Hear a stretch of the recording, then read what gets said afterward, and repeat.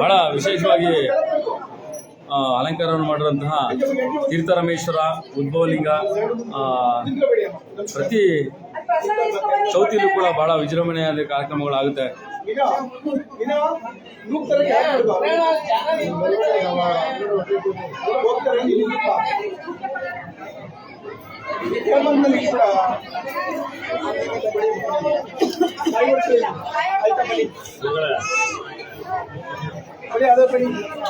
ಬನ್ನಿ ನಿಂತ್ಕೊಬೇಡಿ, ಬನ್ನಿ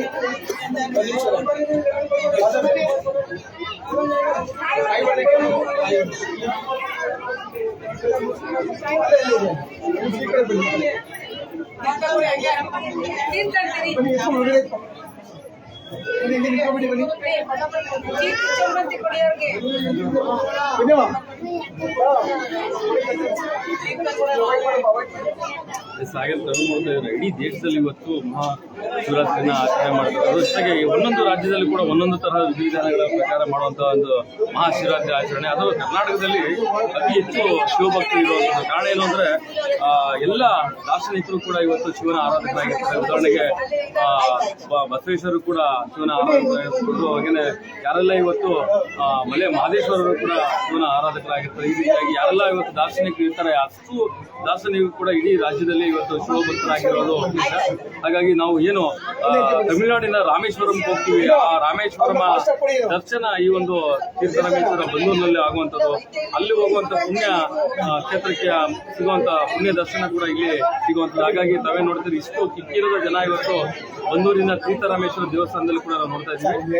ಈ ಒಂದು ತೀರ್ಥರಾಮೇಶ್ವರ ದೇವಸ್ಥಾನ ತಮಿಳುನಾಡಿನ ರಾಮೇಶ್ವರಂಗೂ ಕೂಡ ಸಮವಾಗಿರುವಂಥ ಒಂದು ತೀರ್ಥರಾಮೇಶ್ವರ ದೇವಸ್ಥಾನದ ಒಂದು ಐತಿಹಾಸಿಕ ಹಿನ್ನೆಲೆ ಇರುವಂಥದ್ದು. ಹಾಗಾಗಿ ಇಲ್ಲಿ ಮುಖ್ಯವಾಗಿ ಉದ್ಭವಲಿಂಗ ಏನು ತಳಮಟ್ಟದ ಉದ್ಭವಲಿಂಗ ಇರೋದ್ರಿಂದ ಇಲ್ಲಿ ರಾಮೇಶ್ವರ ಅನ್ನೋ ಒಂದು ಕೂಡ ಹೆಸರು ಆಗಿರುವಂಥದ್ದು ಕೂಡ ನೋಡ್ಬೋದು. ಜೊತೆಗೆ ನಿಮಗೆ ಇಲ್ಲಿ ಇನ್ನು ಅರ್ಚಕರು ಅವರ ಕುಟುಂಬ ಕೂಡ ಇದೆ. ತಾವೇನು ನೋಡ್ತಾ ಇದ್ರೆ ಈ ಒಂದು ಉದ್ಭವಲಿಂಗ ಕೆಳಮಟ್ಟದಲ್ಲಿ ಏನು ಭೂಮಿಯ ಗರ್ಭದಿಂದ ಬಂದಂತಹ ಉದ್ಭವಲಿಂಗ ಆದ್ರಿಂದ ಇದನ್ನ ತೀರ್ಥರಾಮೇಶ್ವರ ಅಂತ ಕೂಡ ಕರೆಯುವಂಥದ್ದು. ಹಾಗೆ ತೀರ್ಥರಾಮೇಶ್ವರ ಅಂತ ಯಾಕೆ ಕರೀತಾರೆ ಅಂತಂದ್ರೆ ಇಲ್ಲೊಂದು ಬಾವಿ ಇದೆ, ಅದು 365 ದಿನ ಕೂಡ ಆ ಬಾವಿಯ ನೀರು ಬತ್ತೋದಿಲ್ಲ, ಅದು ವಿಶೇಷತೆ. ಹಾಗಾಗಿ ಇಲ್ಲಿ ಪ್ರತಿ ವರ್ಷನ ದಿನಗಳು ಕೂಡ ತೀರ್ಥ ಪ್ರಸಾದ ಇರೋದ್ರಿಂದ ಇಲ್ಲಿ ತೀರ್ಥರಾಮೇಶ್ವರ ಅನ್ನೋ ಒಂದು ಭಾವೈಕ್ಯತೆ ಇರುವಂಥ ಒಂದು ನಾಮಕರಣ ಕೂಡ ಬಂದಿರುವಂಥದ್ದು. ಜೊತೆಗೆ ಇಲ್ಲಿ ಭೂಮಿಯ ಗರ್ಭದಿಂದ ಮೇಲ್ಬಂದಂತಹ ಲಿಂಗ ಇದು. ಹಾಗಾಗಿ ಉದ್ಭವ ಲಿಂಗ ಅಂತ ಕೂಡ ಇದು ಯಾವುದೇ ರೀತಿಯಾದ ಕೃತಕ ಲಿಂಗ ಕೂಡ ಅಲ್ಲ, ಇದು ಉದ್ಭವ ಲಿಂಗ. ಹಾಗಾಗಿ ತೀರ್ಥರಾಮೇಶ್ವರ ಅನ್ನೋ ಒಂದು ಪ್ರಖ್ಯಾತಿಗೆ ಬಂದಿರೋದು. ಇದು ತಮಿಳುನಾಡಲ್ಲಿ ಏನು ರಾಮೇಶ್ವರಕ್ಕೆ ಹೋಗ್ತೀವಿ ಅದೇ ಪುಣ್ಯಕ್ಷೇತ್ರನ ಇವತ್ತು ನಾವು ಬಂದೂರಿನಲ್ಲಿ ಕೂಡ ಕಾಣಬಹುದು. ಬಂದೂರಿನಲ್ಲಿ ಒಟ್ಟು 3 ದೇವಸ್ಥಾನಗಳಿದೆ. ಅದು ಒಂದು ಕೈಲಾಸೇಶ್ವರ ದೇವಸ್ಥಾನ, ಅದು ಈಶ್ವರನ ದೇವಸ್ಥಾನ, ಜೊತೆಗೆ ಶಿವಲಿಂಗ ಇರುವಂಥದ್ದು. ಮತ್ತೆ ಇನ್ನೊಂದು ದೇವಸ್ಥಾನ ಬಂದು ಆನಂದವಲ್ಲಿ ಹನುಮಂತೇಶ್ವರ ದೇವಸ್ಥಾನ, ಮತ್ತೆ ಇದು ತೀರ್ಥರಾಮೇಶ್ವರ ದೇವಸ್ಥಾನ. ಒಟ್ಟು ಬಂದೂರಿನಲ್ಲಿ 3 ಶಿವನ ದೇವಾಲಯಗಳಿದೆ. ಅಲ್ಲಿ 3 ಶಿವನ ದೇವಾಲಯಗಳು ಕೂಡ ಅತಿ ಹೆಚ್ಚು ಭಕ್ತಾದಿಗಳು ಹೋಗುವಂಥದ್ದು ನಾವು ಇಲ್ಲಿ ನೋಡ್ತಾ ಇದ್ದೀವಿ.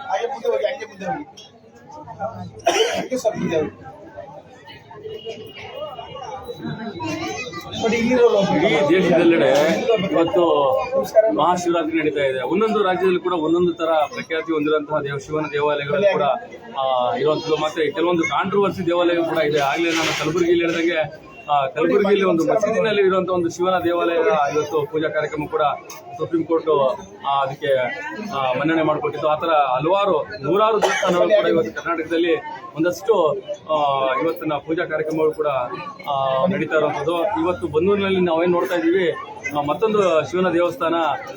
ಇಲ್ಲಿ 3 ದೇವಸ್ಥಾನಗಳು ಇರೋದ್ರಿಂದ ಎಲ್ಲ ಶಿವಭಕ್ತರು ಕೂಡ 3 ದೇವಸ್ಥಾನಕ್ಕೆ ಕೂಡ ಭೇಟಿ ಕೊಡ್ತಾರೆ.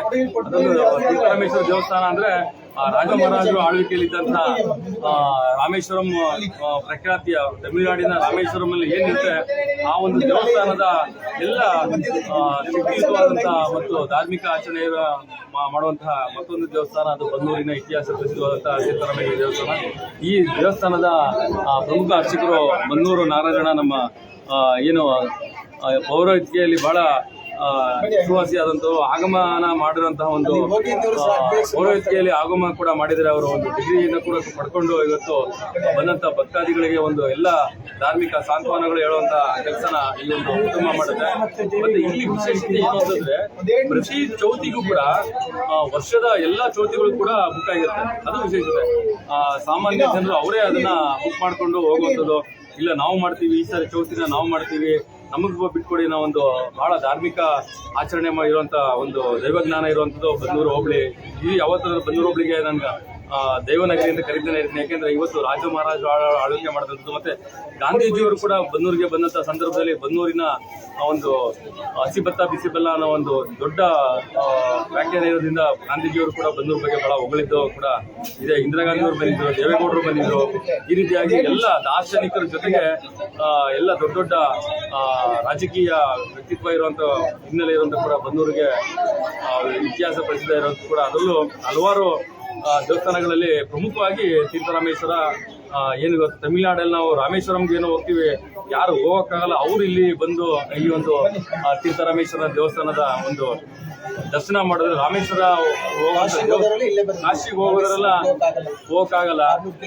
600 ಕಿಲೋಮೀಟರ್ ಇದೆ. ಹಾಗಾಗಿ ಕಾಶಿಗೆ ಏನು ಹೋಗ್ತೀವಿ ಅವರೆಲ್ಲ ಇಲ್ಲಿಗೆ ಬರುವಂಥದ್ದು. ಯಾಕೆಂದ್ರೆ ಕಾಶಿಯ ಲಿಂಗ ಇಲ್ಲಿ ಇರುವಂಥದ್ದು ಕೂಡ ಗುರುಗಳು ಕೂಡ ಅದ್ರ ಬಗ್ಗೆ ಮಾಹಿತಿ ಆಮೇಲೆ ಕೊಡ್ತಾರೆ. ತುಂಬಾ ಜನ ಇದ್ದಾರೆ, ಸಾವಿರಾರು ಜನ ಇವತ್ತು ಎರಡನೇ ಕಾಶಿ ಅಂತ ಹೇಳಿದ್ನಲ್ಲ ಹಿಂಗಾಗಿನೇ. ತಟ್ಟೆ ಇನ್ನೊಂದಿಲ್ಲ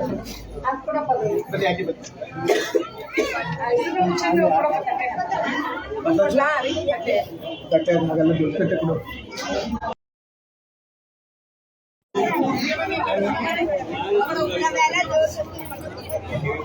ನಮ್ಮ ಧಾರ್ಮಿಕ ಆಚರಣೆಗಳ ಮುಖ್ಯವಾದ ಪ್ರಸಾದ ವಿನಿಯೋಗದಲ್ಲಿ ಎಲ್ಲೇ ಧಾರ್ಮಿಕ ಆಚರಣೆ ಮಾಡಿದ್ರು ಕೂಡ ಪ್ರಸಾದ ವಿನಿಯೋಗನೇ ಮುಖ್ಯವಾಗಿರುತ್ತೆ. ಹಾಗಾಗಿ ಇಡೀ ರಾಜ್ಯದಲ್ಲಿ ನಾನು ಯಾವತ್ತೂ ಕೂಡ ಹೇಳ್ತಾ ಇರ್ತೀನಿ, ನಮ್ಮ ಕರ್ನಾಟಕದಲ್ಲಿ ಪ್ರತಿಯೊಂದು ಸಣ್ಣ ಹಳ್ಳಿಗಳಲ್ಲೂ ಕೂಡ ಯಾವುದೇ ದೇವರ ಆಚರಣೆಗಳಾಗಲಿ, ಯಾವುದೋ ಒಂದು ರಾಜಕೀಯ ವಿಚಾರವಾಗಲಿ ಆಗಲಿ ಧಾರ್ಮಿಕ ವಿಚಾರವಾಗಲಿ ಪ್ರತಿಯೊಂದು ಕೂಡ ಪ್ರಸಾದ ಇಲ್ಲದೇ ನಾವು ಆಚರಣೆ ಮಾಡಲ್ಲ ಅಂತ. ಅದಕ್ಕೆ ನೇರ ನಿದರ್ಶನ ಅಂತಂದರೆ ನಿಜವೂ ನಮ್ಮ ಕರ್ನಾಟಕದ ಹೆಮ್ಮೆ, ನಮ್ಮ ಕರ್ನಾಟಕದ ಅಸ್ಮಿತೆ ಏನು ಅಂತಂದರೆ ಪ್ರತಿಯೊಬ್ಬರಿಗೂ ಕೂಡ ಪ್ರಸಾದ ಕೊಡುವಂಥ ದೈವಶಕ್ತಿ ಮತ್ತು ರೈತರ ಶಕ್ತಿ ನಮ್ಮ ಕರ್ನಾಟಕದಲ್ಲಿದೆ.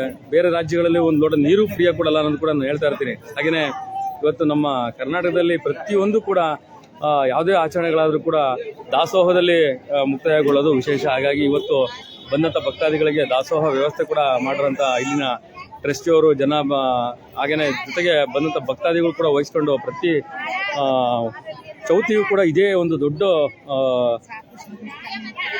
ಪೂಜಾ ಕಾರ್ಯಕ್ರಮ ಕೂಡ ಆಗುತ್ತೆ. ಹಾಗಾಗಿ ತಾವು ನೋಡ್ತಾ ಇವತ್ತು ಎಲ್ಲ ದೇವಸ್ಥಾನಗಳು, ನಾನು ಆಗಲೇ ಹೇಳಿದಂಗೆ ಬನ್ನೂರಿನಲ್ಲಿ 3 ದೇವಸ್ಥಾನ ಇದೆ.